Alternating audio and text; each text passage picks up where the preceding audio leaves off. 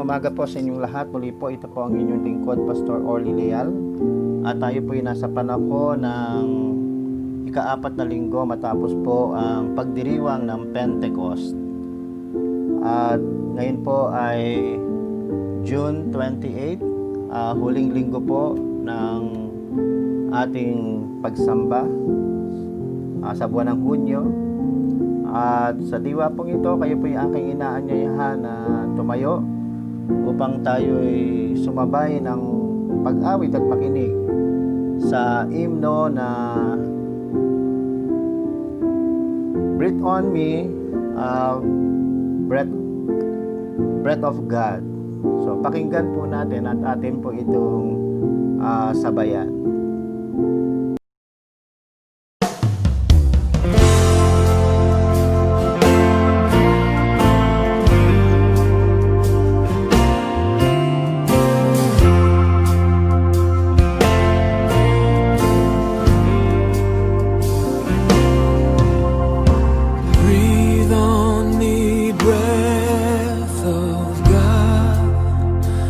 Fill me with life anew, that I may love what thou dost love, and do what thou wouldst do.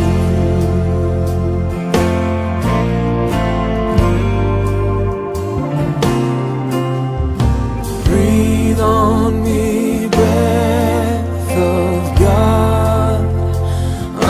until my heart is pure, until my will is one with thine, to do and to endure.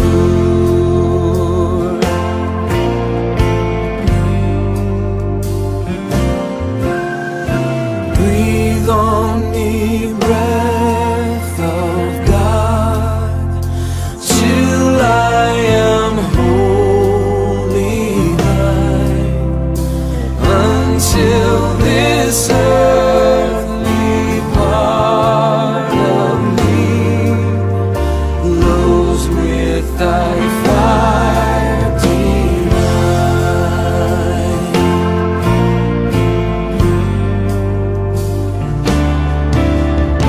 Breathe on me, breath of God, so shall I never die, but live with thee the perfect life of thine eternity.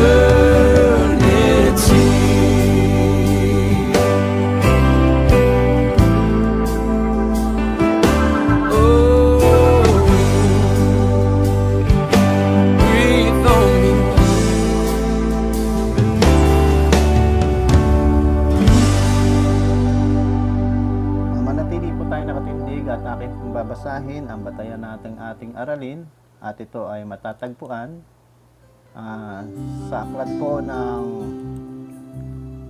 Mateo, kabanatang 10, talataang 40 hanggang 42. Pakinggan po natin.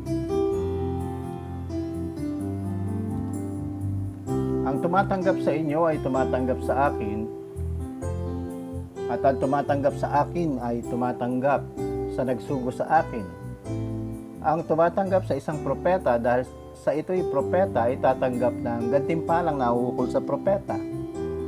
At ang tumatanggap sa isang taong matuwid dahil sa ito'y matuwid ay tatanggap ng gantimpalang nauukol sa taong matuwid. Tandaan ninyo, sino mang magbigay ng kahit isang basong malamig na tubig sa isa sa mga maliit na ito, dahil sa siya'y alagad ko, siya'y tiyak na tatanggap ng gantimpala. Ang salita ng Diyos para po sa bayan ng Diyos. Tayo po'y manalangin. Pagpalain mo, O Diyos, sa mga salitang ito, at paging pagpapala po sa inyong mga nakikinig, at ito'y magamit namin sa aming pang-araw-araw na pamumuhay, at higit sa lahat, ito'y maibahagi po namin para sa iba. Amen. Tayo po'y makakaupo na. Kung kayo po'y nakinig, ang mga binasa po natin ay may mga tungkol sa pagtanggap. So isa po siyang reward, ano ho. At kapag daw po ikaw ay isang propeta, may nakalaang reward para sa isang propeta. At kung ikaw naman ay isang taong matuwid, ano po, righteous, ay ikaw ay tatanggap ng kaukulang reward para sa nabanggit na yon. At gayon din, sa verse 42 naman ay may sinabi rin ang magbigay ng kahit na isang maliit na basong malamig na tubig sa isa sa mga maliit na ito, at dahil siya ay alagad ni Jesus. So yung pong pagbibigay ng maliit na bagay doon sa mga alagad na tinatawag ng ating Panginoong Hesukristo, yung taong magbibigay nito ay may kaakibat din na tatanggapin siya. So, ibig sabihin, kapag tayo may ginawang bagay at ginawa natin ito, ito po'y merong kaakibat na ibabalik ng ating Diyos. So, magpatuloy tayo at ito'y nais nating pamagatan na exercise faith. O ibig sabihin, kailangan ng ating pananampalataya ay atin pong isinasagawa. So, para natin maisagawa ang anumang bagay, hindi lamang pananampalataya, paano ba maisasagawa ng isang tao na magawa ang isang bagay na yun? Siyempre, kailangan po niya siya ay malusog. Kaya sabi rito, ang katawan natin ay kailangan, para maging malusog, ito'y matutong disiplinahin niya ang sarili niyang katawan. So, may mga pangkaraniwang pagdisiplina sa katawan, at ito po ay ang taking good rest. Yung pagpapahinga ng tama. Eating of essential foods, pagkain ng nararapat na dapat kainin. Ang pag-inom ng maraming tubig, plenty of waters. So sabi nga 8 glasses of waters. So ito po mga halimbawang ito, ay makatutulong upang mapalakas ang ating body system. Gayon din,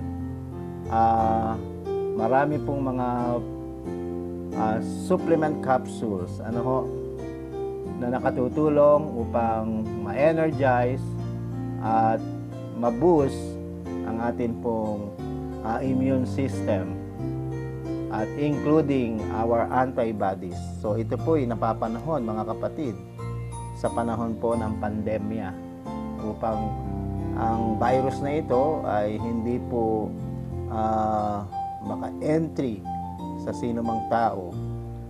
Mahalaga po yung antibodies, immune system ay malusog, malakas. So, ang pag-abuso sa katawan ay nagdudulot ito ng karamdaman. So, very common naman po yan, mga kapatid. So, illnesses comes, diseases comes, viruses comes, infections comes. Ang kasunod po nito ay early mortality o maagang pagkamatay. So we need to take good care of our body. As people of God, bilang tao ng Diyos, and as part of the body of Christ, called the church, tayo po naman ng templo ng Panginoon, ang ating katawan. We are individually reminded to be healthy and consistent, faithful believers. Pinapaalalahanan po tayo na maging consistent, faithful believers. Pag sinabi pong consistent, faithful believers, ito po yung manatiling tapat bilang mananampalataya. Pagka manatiling tapat bilang mananampalataya, ito po yung reliable, steady, dependable, constant, and unswerving, hindi pasuray-suray, unfailing, regular, steady. So, firm, pag sinabi pong yung lahat na yun ay firm, ibig sabihin ay laging nakatindig, hindi po nakahilig sa kaliwa, hindi po nakahilig sa kanan. Ano mang bagyo ang dumating sa buhay. Bakit malusog? At paano tayo lulusog bilang mananampalataya? But how can we be a healthy and consistent faithful believers in the eyes of many, especially in the eyes of God? So let us look at the text in the Old Testament reading in the life of Abraham. So yung readings din po natin sa Old Testament ay Genesis 22:1-14. Pakibasa na lang po yun at ito po tumutukoy kay Abraham. At sinabi nga sa una pa lang ay Abraham recognized the voice of God. So kilala po niya ang tinig ng Diyos. Abraham ready to give and follow what God's command. Kung ano po ang utos ng Diyos, ito po yung kanyang sinusunod. Siya po yung nanatiling malusog at manatiling consistent, faithful to His God. So, to His provider, bilang pagkilala po niyang tagapagbigay, to His protector, tagapag-iingat, at siyang pinagmumula ng lakas, sapagkat hindi ho lahat ng panahon tayo ho ay malakas. So, sa panahon ng kahinaan, ang Diyos pa rin po ang nagbibigay. Ito po yung naranasan ni Abraham. He passed the test and rewarded by giving a lamb to be his sacrifice. If we do something good to God, yun po yung kabuuan ng Genesis 22:1-14 and Matthew 10:40-42, and do something good to someone. So what will happen? Kung gumawa ka na mabuti sa Diyos at gumawa ka na mabuti sa kapwa, what will happen? God will reward us. So meron pong gantimpala. So reward is different from blessing or grace. So malayo po ang pagkakaiba nito sa blessing and grace sa reward.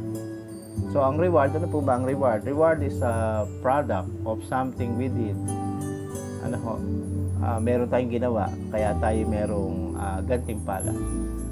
Ano ang biyaya at ang grasya? Blessing or grace is given without any effort. Wala ka pong ginawa, pero merong kang biyaya. At merong kang pagpapala. God has its own rewarding. Meron po siyang sistema ng pagbibigay ng reward. Kagaya nga po nung binanggit kanina, propeta, tapos matuwid ay may kaakibat. So meron po siyang system, meron po siyang outline ang Diyos, at meron po siyang organization, at meron po siyang pattern, at meron pong order o kaayusan. So hindi basta-basta. So we can exercise our faith. Paano ba natin papalakasin ang ating pananampalataya? So meron pong tatlo. Una, recognizing the voice of God. So kilala ba natin ang tinig ng Panginoon? How Abraham recognized the voice of God. Paano nga ba niya nakilala ang tinig ng Diyos? So, he keep his relation to God. So, syempre, pagka lagi mo ngang kasama, anong epekto nito sa lagi mong kasama? So, makikilala mo ang tinig ng Diyos. His life being with God. So, buhay niya ay iniukol niya sa Diyos. So, ganun pala ang ginawa ni Abraham. Kung paano niya in-exercise ang kanyang pananampalataya. Pangalawa, giving and following God's will. Ang pagbibigay at ang pagsunod sa kalooban ng Diyos. So, isa command to Abraham. So, ang utos ay utos para kay Abraham. So, command po yun Pag sinabing command, command. Ano ho? No bargaining happen. So, walang pakikipagtawaran. Ano ho? No asking condition. So, minsan, ganun tayo. May kondisyones bago sumunod. At nakikipagtawaran pa. Ano po, pag gaganyang bagay na yan, naalala ko po si Noah. Si Noah, inutusan ng Diyos din na gumawa ng arko sa bundok. Ang tubig ay nasa patag, pero bundok po yung pinagtayuan. Ano ho, pero sumunod po siya. So, walang kondisyones, sumunod po siya. Pangatlo, God will provide. So, kinikilala ni Abraham na itong yung ating Diyos ay tagapagkaloob. Abraham is a faith action man. So, isinasabuhay po ni Abraham ang kanyang pananampalataya. So, if every believer of God in the church exercise the faith they have, paano ba to? Through listening. Sa pamagitan ng pakikinig. Through being a good follower. Sa pamagitan po ng isang mabuting taga-sunod. At remaining faithful, nanatiling tapat. Surely, tinitiyak po, they will expect tremendous, marvelous provision. Gusto natin ng provision ng Diyos? Ito po yung mga sikreto. Makinig, maging mabuting tagasunod, at manatiling tapat. Abraham's life changed or challenged us. Sinusubok po tayo ng buhay ni Abraham. He exercised his faith. Sinabuhay po niya ang kanyang pananampalataya. And he passed the test. So, sa ating pagtatapos, let us face the challenge. Harapin po natin ang pagsubok. Demonstrate the faith we have. Pakita po natin ang ating pananampalataya. On how faithful we are until we overcome. Hanggang sa ito po yung mapagtagumpayan natin. Overcome the trials. So, matindi po ang trials. Ang trials po natin ay pambuong mundo. So, God is always with us. Tandaan natin po yan. God is always with us. He is our defender. Siya po ang ating tagapagtanggol. Start now. Magsimula po ngayon. Hindi bukas, not tomorrow. Not to the next day. Hindi po sa susunod na araw. Not the next month or next year. Exercise faith. Live the faith. Isabuhay po ang pananampalataya. Amen po. Maraming salamat po sa inyo, mga kapatid. At tayo ho ay magpapatuloy sa pamamagitan po ng pagbabalik.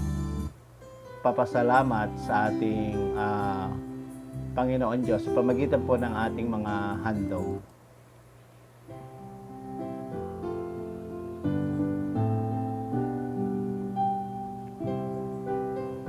Mga kapatid, yung ating po mga offering, 3 buwan na po tayong mahigit na wala pong regular na panambahan at ito po ay napakalaki pong epekto sa atin pong pananalapi ng simbahan. Meron po tayong payables. So, ang katotohanan po mga kapatid ay napakahirap po ng buhay.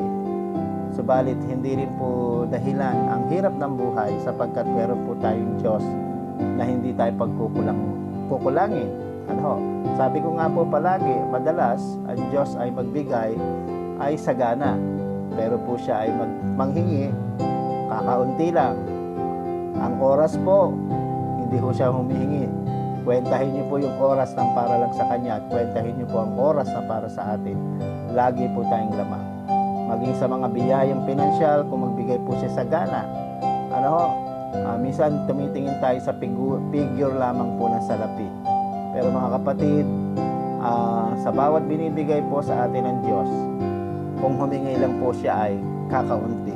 At wag na po natin ipagkait ang mga oras na kakaunti at oras na kaloob natin sa sa pamagitan ng salapi na kaunti rin po niyang hinihingi. Ibigay po natin, ihatid po natin sa ating treasurer ang ating mga handog at kayo po ibibigyan ng resibo.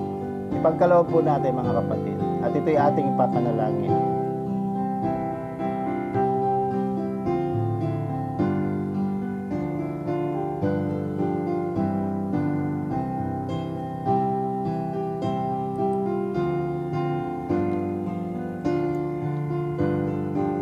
Makapangyarihan at dakilang Diyos, pagpalain niyo po ang mga handog at tunay nga po napakalaki pong hamon para sa amin ang magbigay sa kalagayan po ng panahon ngayon.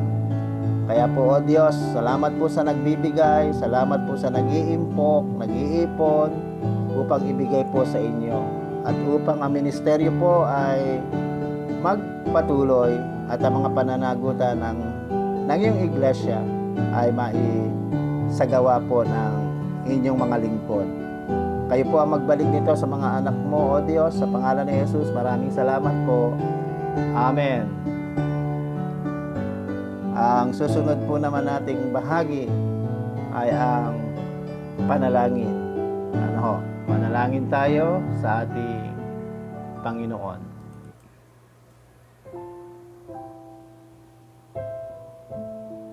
Matapos tayong makinig ng mga talata at mensahe o pag-aaral at matapos tayong maghandog, tayo po ngayon ay nasa panahon naman po na pakikipag-usap, pakikipagdinig sa ating makapangyarihan Diyos.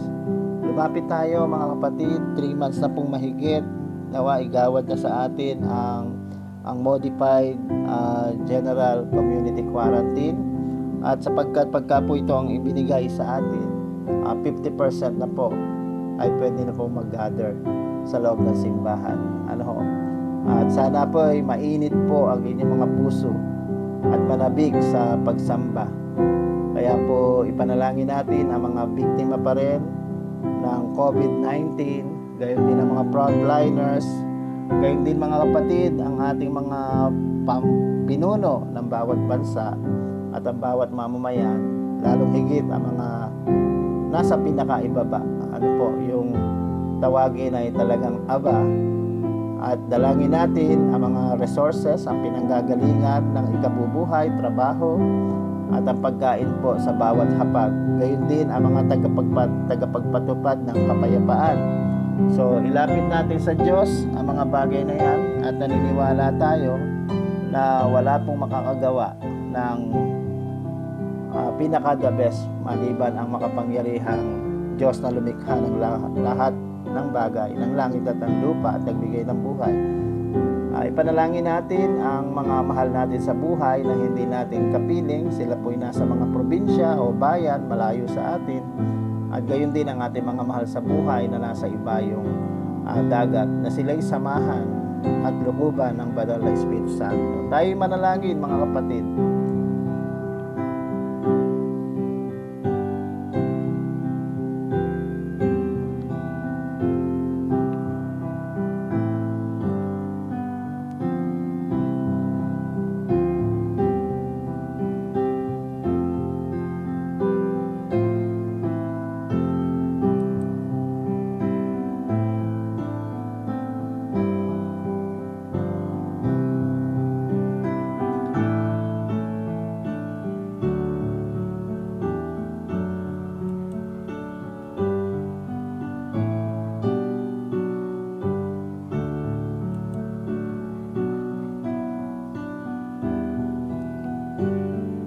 Makapangyarihan at manglilikhang Diyos,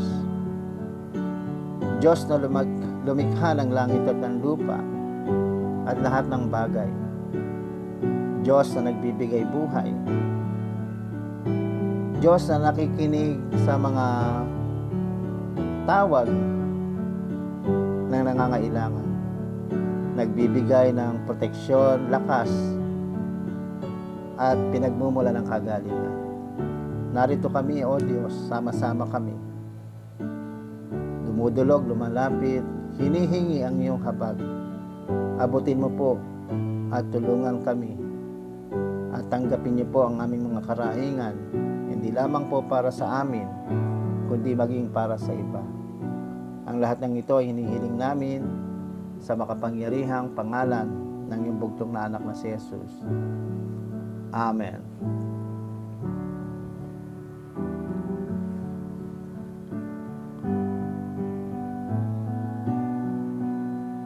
Mga kapatid, ihanda naman po natin ang ating mga sarili sa pag-awit po ng Trust and Obey at tayo po ay tumindig.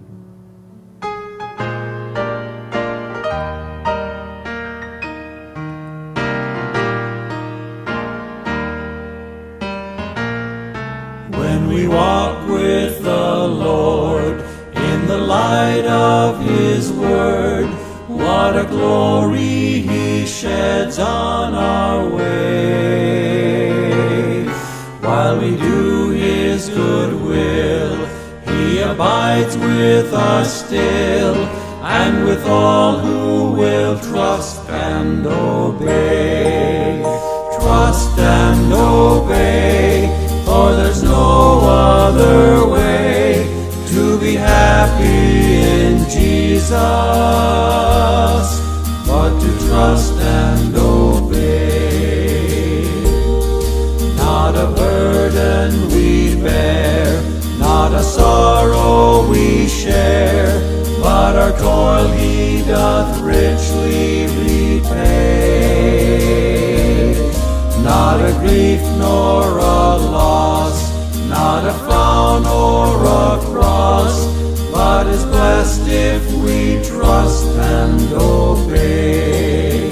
Trust and obey, for there's no other way to be happy in Jesus but to trust and obey. What we never can prove, the delights of His love, until all on the altar we lay. For the favor He shows and the joy He bestows are for them who will trust and obey. Trust and obey, for there's no other way to be happy in Jesus but to trust and obey. Then in fellowship sweet we will sit at His feet, or we'll walk by His side in the way. What He says we will do, where He sends we will go. Never fear, only trust and obey. Trust and obey, for there's no other way to be happy in Jesus but to trust and obey.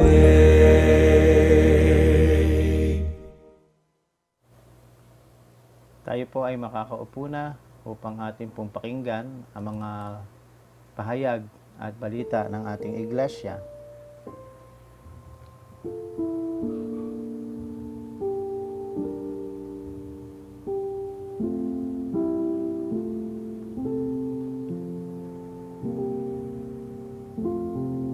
So nais natin muna, una sa lahat, ang magpasalamat sa nakibahagi sa gawain po ng ating simbahan, ang pananambahan, ang mga nakinig ng mensahe, ang nagkaloob, ang nanalangin, at ang umawit.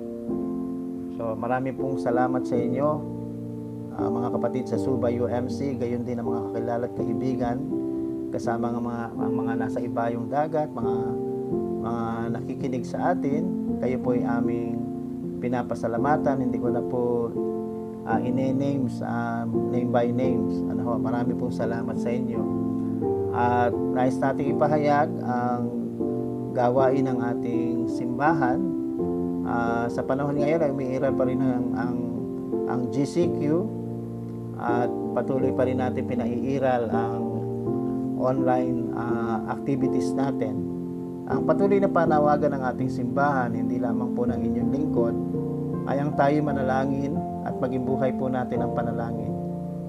Sa paggising sa umaga, at bago matulog, tayo manalangin. At kapag tayo po itatanggap ng biyaya mula sa almusal, manalangin po tayo.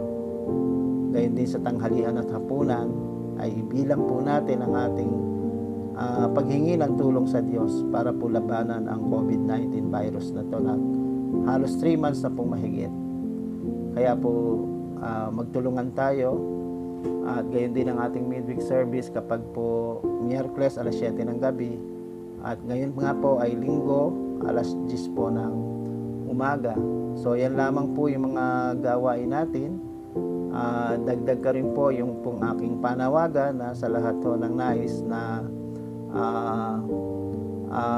dalawin, ay kayo po ay makipag-communicate sa akin through Messenger at gayon din ang aking pong numero ay 0922859439. Pwede rin po tayong magdalawan sa pamagitan po ng online prayer and visitation. So, nagpapasalamat din tayo sa Panginoon at sa Board of Women's Work para po sa mga tumanggap ng 125 bags na mayroong pong tag 10 kilo bawat isa. So, pasalamatan po natin ang Diyos. At nais din natin batiin, mga kapatid, ang mga magsisipagdiwang ng kanilang kaarawan sa linggong ito hanggang Saturday. So, subalit ang ating pong mga babatiin lamang ay 2 lang po ang nakatala para po sa ating mga birthdays celebrants. Sa 28 po si Ate Ella Valdez at sa 29 po ay si Emerson Valdez. Happy birthday po sa inyo, pagpalain po kayo at maging pagpapala rin po kayo sa pamilya, gayon din sa komunidad at lalong higit sa simbahan. Ang kalusug at kalakasan ay mapa sa inyo at mapa sa inyong lahat bilang sambahayan. So muli po, happy birthday po sa inyo. Sa ating pong pagtatapos, mga kapatid, tanggapin niyo po ang masaganang biyaya at pagpapala mula sa makapangyarihang Diyos na lumikha ng langit at ng lupa at kay Jesucristong namatay at muling nabuhay upang tayo magkaroon ng kaligtasan at gayon din sa pamagitan ng banal na Espiritu Santo. Ang masaganang biyaya at pagpapalang ito ay mapa sa inyo ngayon at magpakailanman. Amen. Muli po, ito po ang inyong lingkod, Pastor Orly Leal, na bumabati po sa inyo ng magandang umaga. See you soon. God bless you all.